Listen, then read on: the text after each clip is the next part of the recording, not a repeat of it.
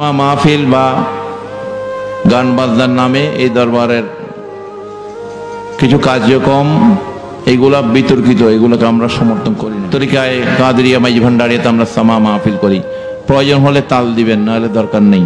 এমনিতে করা যায় কিনা, এটার পরিবেশ থাকলে এটা করা যাবে। বাউল সাউল গান দিয়া মাইজ ভান্ডার সামা করা যাবে, মহিলা দিয়ে করা যাবে না, এগুলা বৈধতা নাই। এগুলার শর্ত ভঙ্গ হলে এটা জায়েজ হবে না। সামা আমরা করি, নিয়ম মোতাবেক করতে হবে। নিয়মের বাইরে যে কোনো কাজ সীমা লঙ্ঘন করে কি আল্লাহ ভালো। যেটা হজম করতে পারবেন না সেটা করবেন না, যেটা নিয়ন্ত্রণ করতে পারবেন, মজলিস সুন্দর রাখতে পারবেন, সেই দুটো করবেন, ঠিক কিনা?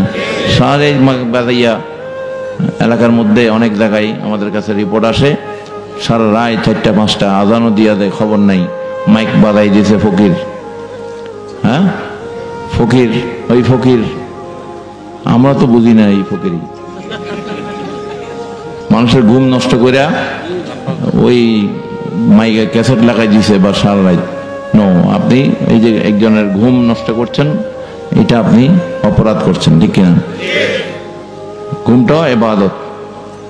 আপনারা যে কয়েকজন শুনতে পারবেন শুধুর জন্য আপনারা সাউন্ড বক্স দেন, সারা গ্রামকে জানানোর কোনো দরকার নাই। এগুলো 8টা 9টা পর্যন্ত হইলেও এরপরে বন্ধ করে দিবেন। এটা আমার মুর্শিদ কাবলা অনেক আগে থেকে এই ঘোষণা দিয়েছেন, ঠিক কিনা?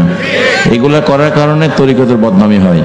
ওই পাগল ছাগল গুলা কি করে দাও, মানুষ বিরক্ত হইয়া বলে, কি করে ঘুমাইতে না হইলে তো বিরক্ত হইবই। রোগী থাকতে পারে, পরীক্ষা থাকতে পারে, বিভিন্ন সমস্যা থাকতে পারে না? আমরা তো সামাজিক, অসামাজিক হইলে ভিন্ন কথা, যেমন ইচ্ছা তেমন করো।